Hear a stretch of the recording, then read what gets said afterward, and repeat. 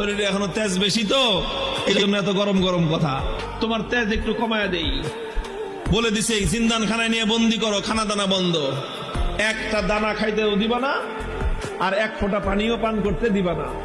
ডাক্তারকে বলে রাখছে নারী পরীক্ষা করতে থাকবি, যখন দেখবি যে একেবারে শেষ মুহূর্ত, এখন খাবার দাবার না দিলে আর বাঁচবে না, ওই সময়ে নিয়ে খাবার দিবি।